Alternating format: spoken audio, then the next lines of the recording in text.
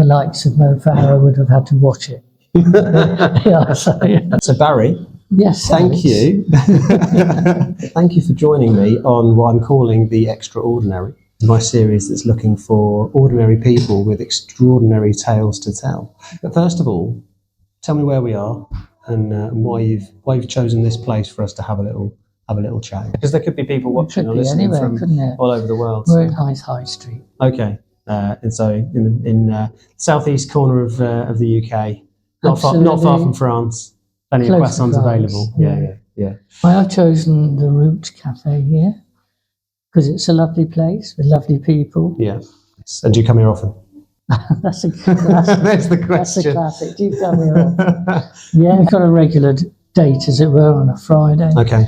And I'll come in during the week as well. So let's start at the beginning, if ever there is a beginning. Is there a place that automatically takes you back there? The place is Poole in Dorset. Okay. That's where I was born and bred. I was born in 1944, just as the war was ending. Rationing was still there. So I went to a school called Oakdale.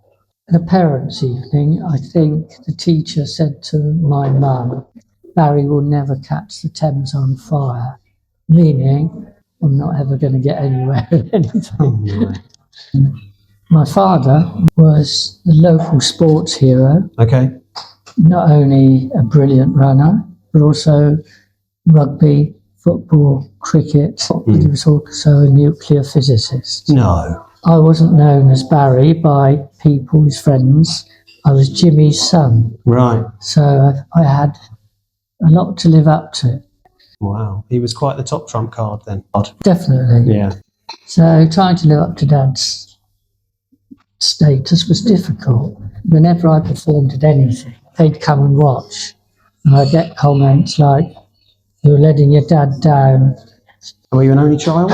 No, 4 years later along came my sister Jill.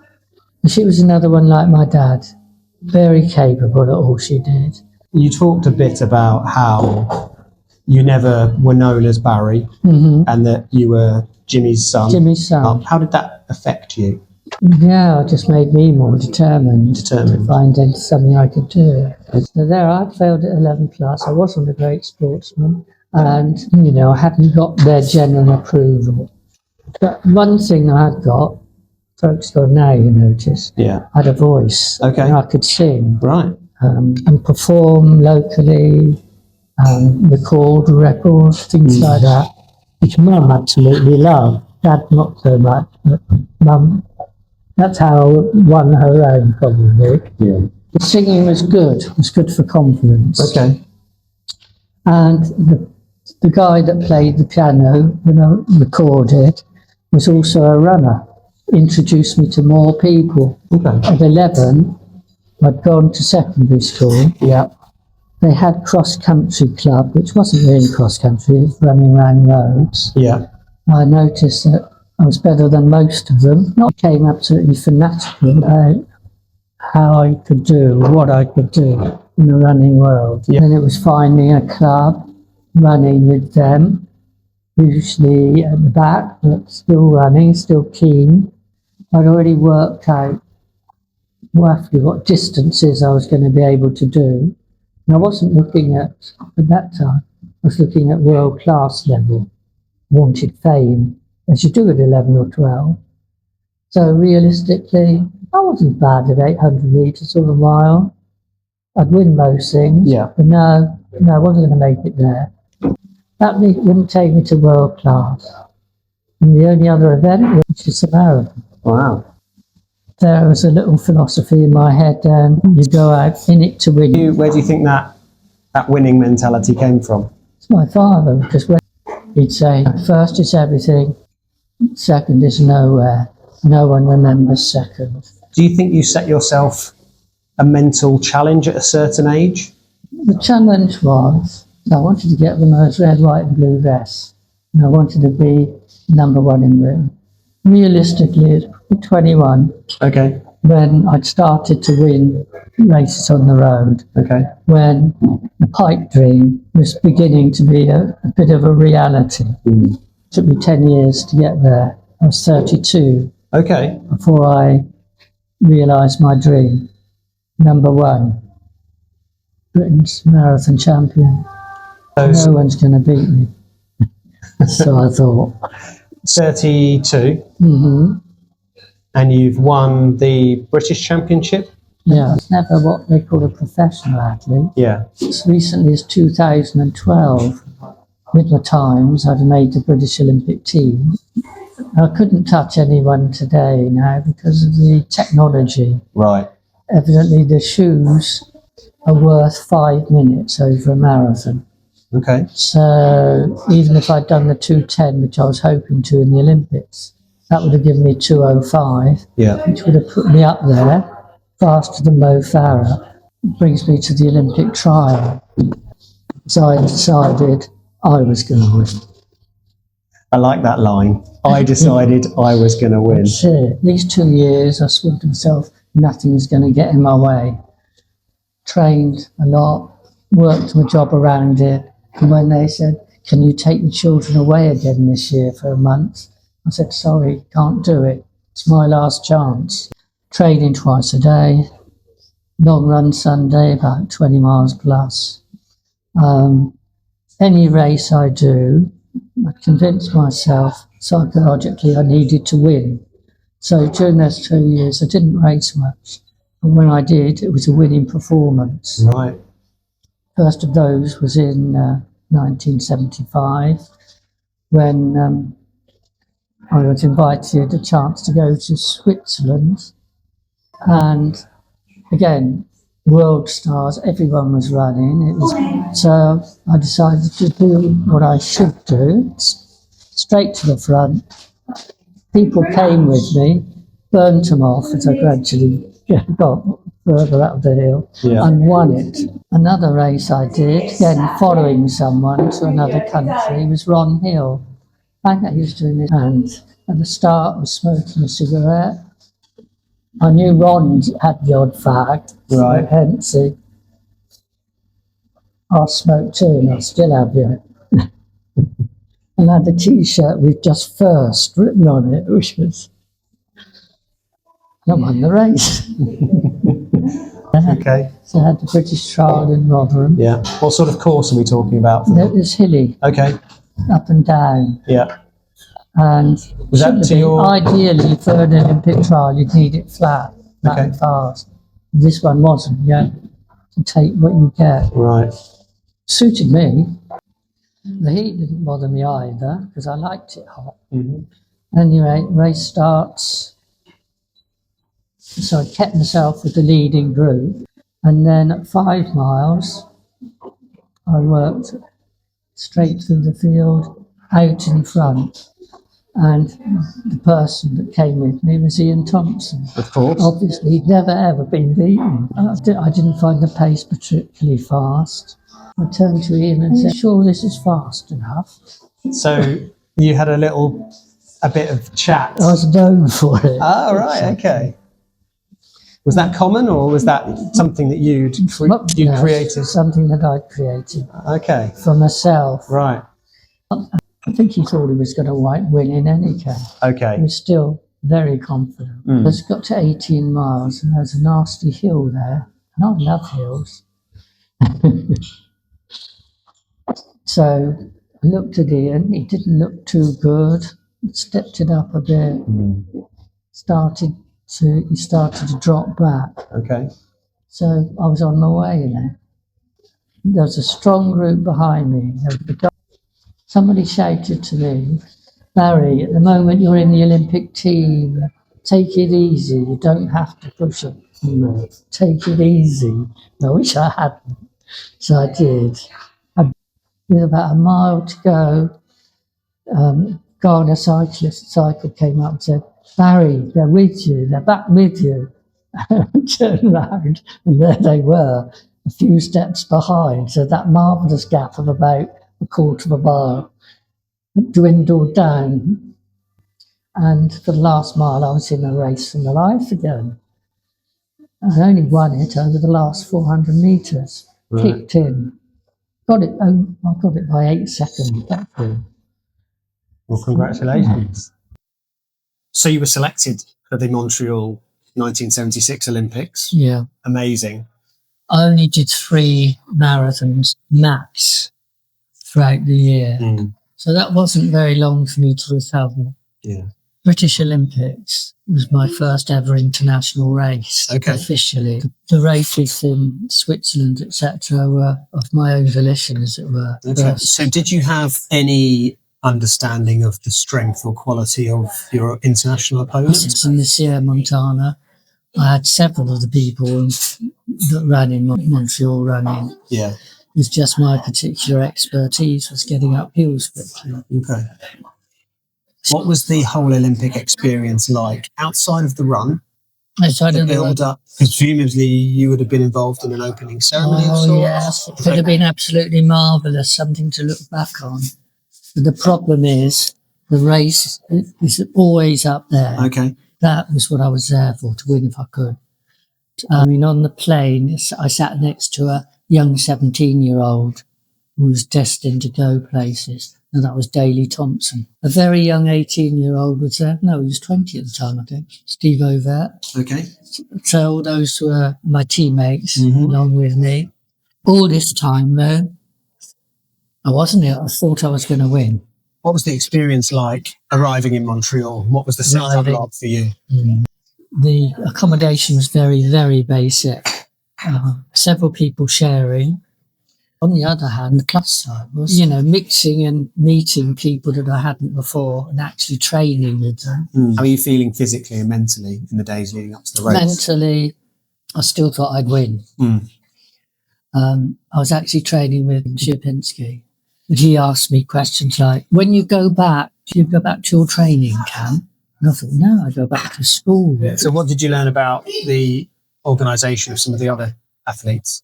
Their training, everything more or less mirrored my own, particularly our team members. The long run, the speed work and everything else. But we were approaching the race themselves. So it was a matter of just 2.5 hours a day or something, very gently most of the time. I learned a lot from that point of view. Yeah. How to train, how to approach a race, how not to do too much. Talk to me about your diet. And then you had a particular way of preparing yourself. Well, Montreal was a scientist, and he invented this diet, and that involved depleting your body for the first half of the week. In the lead up to the run? Yeah. Okay. No carbohydrates, just proteins. So you starve your body of carbos. And then for the second half of the week, you overcompensated with extra carbos. And the result was a terrific boost in the race on the Sunday, after which we weren't to need carbohydrates. I ran much too fast. It was a 20-mile depletion race, and I ran it almost at race pace. It should have been just done gently and easily. Right, okay. So I was completely depleted. I run myself out. So, but with caught infections, your appetite goes completely. So when it came to the carbohydrate part, I couldn't eat. So the result was a very depleted runner starting the race. Completely empty. Okay. And 1/2 stone light. Right. Which was 7.5 stone, which is much too light. Yeah. So you've attempted a medically advised depletion training program. Yeah. So did the others. Okay. And you've arrived on the day of the race. Yes. Lacking in energy, 1/2 stone lighter. Knowing that all the children in the school I worked at had saved up enough money for my wife to go with me. Wow. And I didn't want to let them down. So I did something you'd never do in a marathon. Blitzed it to the front. There were 2 laps on the track before we went out onto the road. I took those 2 laps.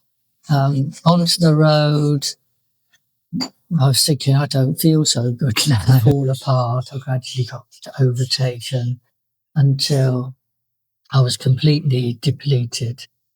with something like 20 miles still left. And so it was the Olympics. I had to finish. In my own head, I had to at any rate.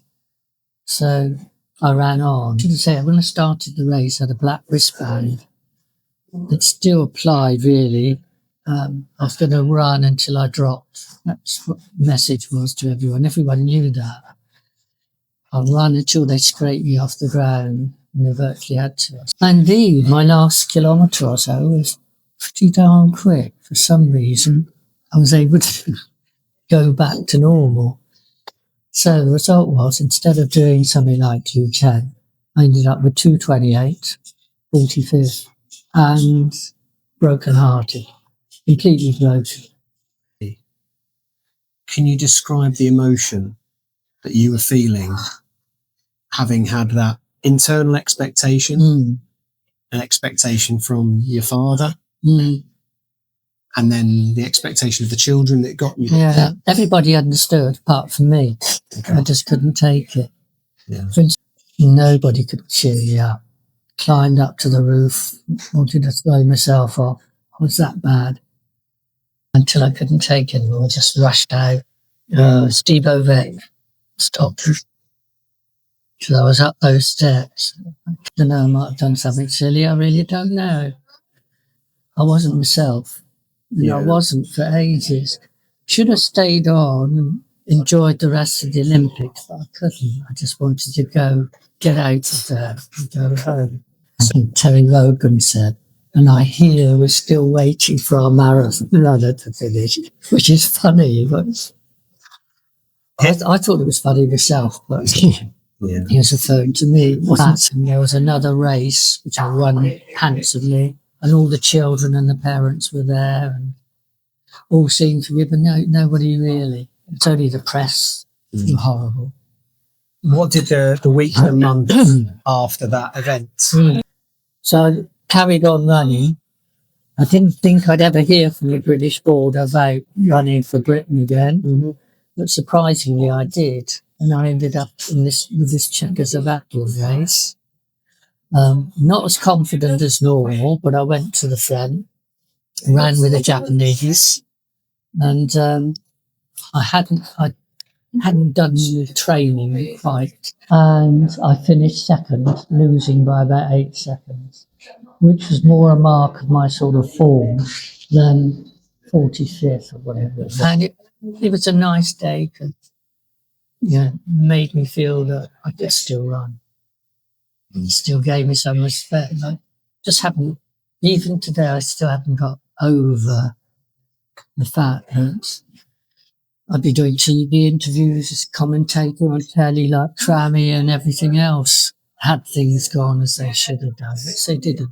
Do you feel like that was a defining moment for you in your life? And how's that carried into your subsequent and later years? Ended up with me moving down to Folkestone, I suppose. I decided to go for it with my career a bit. Okay. And got a headship somehow at St. Peter's in Folkestone, which was doomed for closure. It only had 60-odd kids. Built it up, so we had 120 by the time I did it. Yeah. But my confidence in anything completely gone, even with the teaching at times. Did you stay in touch with running, or was that... The running is important. I wanted to leave a legacy to the sport. So what I did, I formed a group called South Kent Harriers, which were unbeatable. So for 10 years, we were completely unbeaten and dominated. But one of our guys was in his 70s and beats everyone else still. You'll see South Kent Harriers training around the roads because they've got a distinctive orange and white mess. So let's bring it to present day. What's life like for you now? Well, I go to the club once a week on Tuesday and I help with coaching if it's needed. And I do speeches. I used to be a Samaritan for 21 years, and it hit people like me when it suddenly closed, emotionally and everything, because that's my contribution to society gone. Mm. There was a BBC interview, and I appeared on Southern TV. What was it like volunteering for Samaritans? Very difficult indeed. It's important. Samaritans are great. When they get together, they reassure each other, and it's a lovely, lovely scene. Doing a cause can be very hairy. You don't know whether it's going to be somebody very, very lonely or somebody that's just taken an overdose. And you're talking to them, asking whether they would rather have carried on. And if so, you go down the ambulance path. Although even that has to be agreed to by other people. So you just don't know what you're getting. So I found that hairy. And how do you emotionally manage what you're hearing and what you're having to deal with and how you're helping people after the phone's gone quiet? Yeah, I think you what you do is you have someone called a day leader. You recount all the calls to them and you offload. The idea being that once you leave the premises, then, you know, you don't worry or try not to. Yeah. I work in the bookshop at the Melzer, do half a day a week. Used to be more or less every day, but I can't manage that now. And anyway, I had a job with Age UK doing a similar thing to Samaritans. I had to ring people up, people that had maybe mental health details, and find out whether they'd heard from talking therapy. It's a group that help with that sort of thing. I myself went through it, so I know a little bit about it. So I would like another job similar to Samaritans. You talked about talking therapies as being helpful for you and you wanting to pass that on. I was able to recount my experiences. I was putting their minds at ease about what talking therapies involve. How available was mental health support when you were during your running career? And what difference do you think it would have made had it been more readily available? It would have made a lot of difference. It would be very helpful. A lot of sportsmen, sports people had the same experience, identical more or less to me, where they've gone to a major games and haven't come up with the goods for some reason or other, and have needed help. Many of us, men in particular, growing up, had the message, man up. Yep, that one was quite often. Although you can't, because when you break down, you break down. And yes. What would you say to those who are struggling with either a PTSD experience? You need to talk to someone. I think that's important. It's the same with Samaritans. Men don't often do that. You need to talk it out. How did your relationship evolve with your mother and father? Oh, the trauma is, Dad was on the phone right away. I was so proud of what you've done and all that sort of thing. And he helped me handle the press too. He became a runner. At 67, he started to run and win his age group. Wow. And the last run he did was in the Great South Run. I was 56 and he was 80. So I won the over 50s and Dad won the over 80s, although there was only a handful. I mean, so that was quite. So there, even to be a handful of over 80s in a race like that is still very impressive. Yeah, still. What was his reaction and how did he respond after the Olympic race? They were concerned about how I felt, really. So you did get that. There was no blame. No blame there at all.